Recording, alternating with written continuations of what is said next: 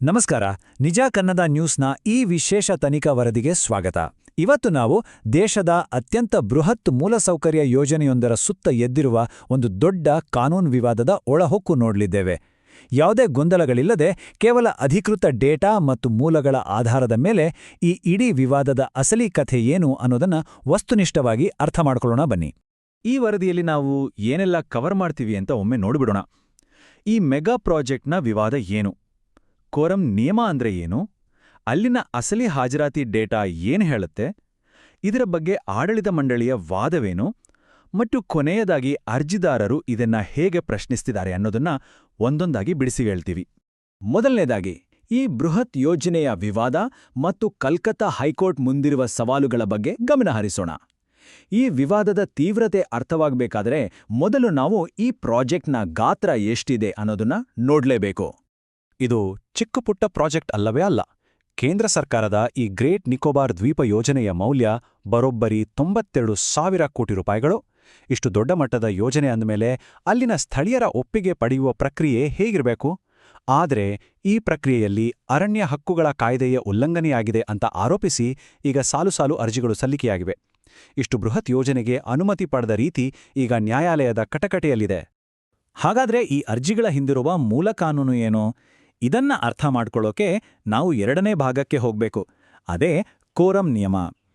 ಅರಣ್ಯ ಭೂಮಿಯನ್ನ ಬೇರೆ ಉದ್ದೇಶಗಳಿಗೆ ಬಳಸುವ ಮುನ್ನ ಕಾನೂನುಬದ್ಧವಾಗಿ ಏನು ಮಾಡಬೇಕು ಅನ್ನೋದನ್ನ ಇದು ಸ್ಪಷ್ಟಪಡಿಸುತ್ತೆ. ಈ ಇಡೀ ಕಾನೂನು ಹೋರಾಟದ ಕೇಂದ್ರಬಿಂದುವೇ ಈ ಕೋರಂ.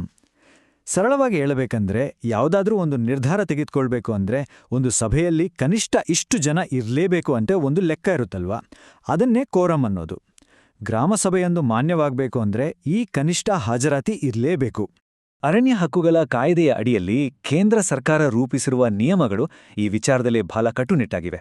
ಒಂದು ಗ್ರಾಮದ ವಯಸ್ಕ ಜನಸಂಖ್ಯೆಯಲ್ಲಿ ನಿಖರವಾಗಿ ಅರ್ಧದಷ್ಟು ಅಂದ್ರೆ 50% ಜನರು ಆ ಸಭೆಗೆ ಹಾಜರಿದ್ರೆ ಮಾತ್ರ ಅದನ್ನ ವ್ಯಾಲಿಡ್ ಕೋರಂ ಅಥವಾ ಮಾನ್ಯವಾದ ಸಭೆ ಅಂತ ಪರಿಗಣಿಸಲಾಗತ್ತೆ. ಮತ್ತೊಂದು ಪ್ರಮುಖ ಷರತ್ತು ಏನಪ್ಪಾ ಅಂದ್ರೆ ಆ ಹಾಜರಿರುವವರಲ್ಲಿ ಕನಿಷ್ಠ 3/1 ಮಹಿಳೆಯರು ಇರಲೇಬೇಕು. ಇದು ಕಡ್ಡಾಯ ನಿಯಮ. ಈಗ ನಮ್ಗೆ 50% ನಿಯಮ ಏನು ಅಂತ ಗೊತ್ತಾಯ್ತು.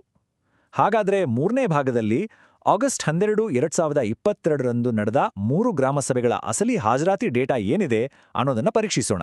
ಇಲ್ಲಿ ನಾವು ಗಮನಿಸಲೇಬೇಕಾದ ಆಶ್ಚರ್ಯ ವಿಚಾರಗಳಿವೆ.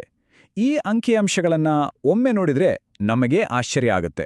ಉದಾಹರಣೆಗೆ ಕ್ಯಾಂಪ್ಬೆಲ್ ಬೇ ಗ್ರಾಮ ಪಂಚಾಯಿತಿಯಲ್ಲಿ ಇದ್ದ ಒಟ್ಟು ಜನಸಂಖ್ಯೆ 5,736. ಆದರೆ ಆ ಸಭೆಗೆ ಬಂದಿದ್ದೆಷ್ಟು ಗೊತ್ತಾ? ಕೇವಲ 105 ಜನ. ಅಂದ್ರೆ ಕೇವಲ 1.83% ಹಾಜರಾತಿ. ಅದೇ ರೀತಿ ಲಕ್ಷ್ಮೀನಗರದಲ್ಲಿ 14.77% ಮತ್ತು ಗೋವಿಂದ್ ನಗರದಲ್ಲಿ ಕೇವಲ 11.98% ಜನರು ಮಾತ್ರ ಪಾಲ್ಗೊಂಡಿದ್ರು.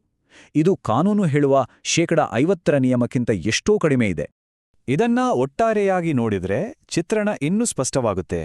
ಈ ಯೋಜನೆಯಿಂದ ಪ್ರಭಾವಿತರಾಗುವ 7 ಗ್ರಾಮಗಳ ಒಟ್ಟು ಜನಸಂಖ್ಯೆಯನ್ನ ಲೆಕ್ಕ ಹಾಕಿದಾಗ ಕೇವಲ 349 ಜನರು, ಅಂದ್ರೆ ಇಡೀ ಜನಸಂಖ್ಯೆಯ ಕೇವಲ 4.6% ಜನರು ಮಾತ್ರ ಈ ಬೃಹತ್ ಯೋಜನೆಯ ನಿರ್ಣಯಗಳಿಗೆ ಸಹಿ ಹಾಕಿದ್ದಾರೆ. ಉಳಿದ 95.4% ಜನರು ಈ ಸಭೆಗಳಲ್ಲಿ ಭಾಗವಹಿಸಿಯೇ ಇರಲಿಲ್ಲ. ಈ ಆಘಾತಕಾರಿ ಡೇಟಾ ಹೊರಬಂದಾಗ ಸಹಜವಾಗಿಯೇ ಪ್ರಶ್ನೆಗಳು ಏಳ್ತಾವೆ.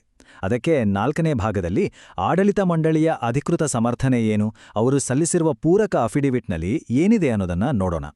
ನ್ಯಾಯಾಲಯದ ಮುಂದೆ ಬುಡಕಟ್ಟು ಜನಾಂಗದವರ ಒಪ್ಪಿಗೆ ಪಡೆಯಲಾಗಿದೆ ಅಂತ ಸಾಬೀತುಪಡಿಸೋಕೆ ಕೇಂದ್ರ ಸರ್ಕಾರ ಸ್ವಲ್ಪ ಸಮಯ ಕೇಳಿತು. ಆ ನಂತರ ಬುಡಕಟ್ಟು ಕಲ್ಯಾಣ ಇಲಾಖೆಯ ಅಧಿಕಾರಿಯೊಬ್ರು ಅಂಡಮಾನ್ ಮತ್ತು ನಿಕೋಬಾರ್ ದ್ವೀಪಗಳ ಆಡಳಿತದ ಪರವಾಗಿ ಒಂದು ಅಫಿಡವಿಟ್ ಸಲ್ಲಿಸಿದ್ರು. ಅದರಲ್ಲಿ ಅವರು ತಾವು ಎಲ್ಲಾ ನಿಯಮಗಳನ್ನ ಸರಿಯಾಗಿಯೇ ಪಾಲಿಸಿದ್ದೀವಿ ಅಂತ ವಾದಿಸಿದ್ದಾರೆ. ಕೇವಲ 1 ದಿನದ ಮುಂಚೆ ನೋಟಿಸ್ ಕೊಟ್ಟು ವಿಶೇಷ ಗ್ರಾಮಸಭೆಗಳನ್ನ ಕರೆದಿದ್ವಿ ಮತ್ತು ಅದರಲ್ಲಿ ಸರಿಯಾದ ಕೋರಂ ಇತ್ತು ಅಂತ ಅವರು ಸಮರ್ಥಿಸಿಕೊಂಡಿದ್ದಾರೆ. ಆಡಳಿತ ಮಂಡಳಿ ತಮ್ಮ ವಾದವನ್ನ ಇಷ್ಟಕ್ಕೆ ನಿಲ್ಲಿಸಲಿಲ್ಲ. ಬುಡಕಟ್ಟು ಸಮುದಾಯಗಳನ್ನ ಈ ಪ್ರಕ್ರಿಯೆಯಿಂದ ಹೊರಗಿಡಲಾಗಿದೆ ಅನ್ನೋ ಆರೋಪವನ್ನ ಅವರು ತಳ್ಳಿಹಾಕಿದ್ದಾರೆ. ಅವರ ಪ್ರಕಾರ ಉಪವಿಭಾಗೀಯ ಮಟ್ಟದ ಸಮಿತಿ ಅಂದ್ರೆ SDLC ಮೂಲಕ ಆ ಸಮುದಾಯಗಳಿಗೆ ಸಾಕಷ್ಟು ಪ್ರಾತಿನಿಧ್ಯ ಸಿಕ್ಕಿದೆ ಮತ್ತು ಇದೇ ಸಮಿತಿ ಎಲ್ಲವನ್ನೂ ಪರಿಶೀಲಿಸಿ ಅಂತಿಮವಾಗಿ ಈ ಯೋಜನೆಗೆ ಅನುಮೋದನೆ ಕೊಡೋಕೆ ಶಿಫಾರಸ್ ಮಾಡಿದೆ ಅನ್ನೋದು ಆಡಳಿತದ ಸ್ಪಷ್ಟನೆ. ಇದು ಆಡಳಿತ ಮಂಡಳಿಯ ವಾದವಾಯಿತು. ಆದರೆ 5ನೇ ಭಾಗದಲ್ಲಿ ಅರ್ಜಿದಾರರು ಈ ಪ್ರಕ್ರಿಯೆಯನ್ನ ಹೇಗೆ ಪ್ರಶ್ನಿಸಿದ್ದಾರೆ ಮತ್ತು ಅವರ ಪ್ರತಿವಾದ ಏನು ಅನ್ನೋದನ್ನು ನಾವು ಗಮನಿಸಲೇಬೇಕು. ಆಡಳಿತ ಮಂಡಳಿಯ ಅಫಿಡವಿಟ್ಗೆ ಪ್ರತಿಯಾಗಿ ಅರ್ಜಿದಾರರು ಒಂದು ಸಂಪೂರ್ಣ ಭಿನ್ನವಾದ ಮತ್ತು ಪ್ರಬಲವಾದ ವಾದವನ್ನ ಮುಂದಿಟ್ಟಿದ್ದಾರೆ. ಅಸಲಿಗೆ ಇಲ್ಲಿ ಒಪ್ಪಿಗೆ ನೀಡುವ ಅಧಿಕಾರ ಇರೋದು ಯಾರಿಗೆ ಅನ್ನೋದೇ ಇಲ್ಲಿನ ಪ್ರಶ್ನೆ.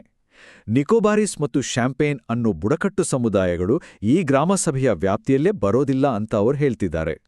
ಆಡಳಿತ ಮಂಡಳಿ ಹೇಳುವ ಎಸ್ಡಿಎಲ್ಸಿ ಅಲ್ಲ, ಬದಲಾಗಿ ಟ್ರೈಬಲ್ ಕೌನ್ಸಿಲ್ ಜೊತೆ ಸಮಾಲೋಚನೆ ನಡೆಸಬೇಕಿತ್ತು ಅನ್ನೋದು ಅವರ ಬಲವಾದ ಪ್ರತಿಪಾದನೆ. ವಿಚಾರ ಇಷ್ಟಕ್ಕೆ ಮುಗಿಯೋದಿಲ್ಲ.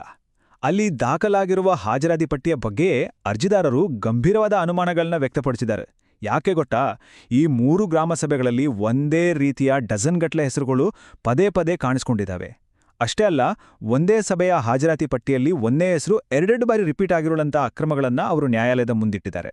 ಇದು ನಿಜಕ್ಕೂ ಆಶ್ಚರ್ಯ ಹುಟ್ಟಿಸುವ ವಿಚಾರ. ಈಗ ಚೆಂಡು ಕಲ್ಕತ್ತಾ ಹೈಕೋರ್ಟ್ ಅಂಗಳದಲ್ಲಿದೆ. ಒಂದೆಡೆ ಅರ್ಜಿದಾರರು ದಾಖಲೆ ಸಮೇತ ಎತ್ತಿರುವ ಪ್ರಶ್ನೆಗಳು, ಇನ್ನೊಂದೆಡೆ ಆಡಳಿತ ಮಂಡಳಿಯ ಸಮರ್ಥನೆ.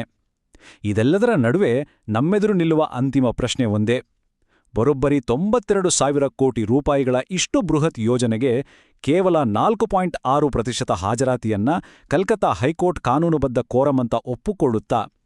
ಈ ಗಣಿತ ಮತ್ತು ಕಾನೂನಿನ ವಿರೋಧಾಭಾಸಕ್ಕೆ ನ್ಯಾಯಾಲಯ ಏನು ಉತ್ತರ ಕೊಡುತ್ತೆ ಅನ್ನೋದರ ಮೇಲೆಯೇ ಇಡೀ ಗ್ರೇಟ್ ನಿಕೋಬಾರ್ ದ್ವೀಪ ಯೋಜನೆಯ ಭವಿಷ್ಯ ನಿಂತಿದೆ. ಇದು ನಿಜ ಕನ್ನಡ ನ್ಯೂಸ್ನ ಇವತ್ತಿನ ವಿಶೇಷ ವರದಿ. ಈ ಸಂಕೀರ್ಣವಾದ ವಿಷಯ ಈಗ ನಿಮಗೆ ಸ್ಪಷ್ಟವಾಗಿದೆ ಅಂತ ಭಾವಿಸ್ತೇವೆ. ಮತ್ತೊಂದು ಕುತೂಹಲಕಾರಿ ವಿಶ್ಲೇಷಣೆಯೊಂದಿಗೆ ಮತ್ತೆ ಸಿಗೋಣ. ನಮಸ್ಕಾರ.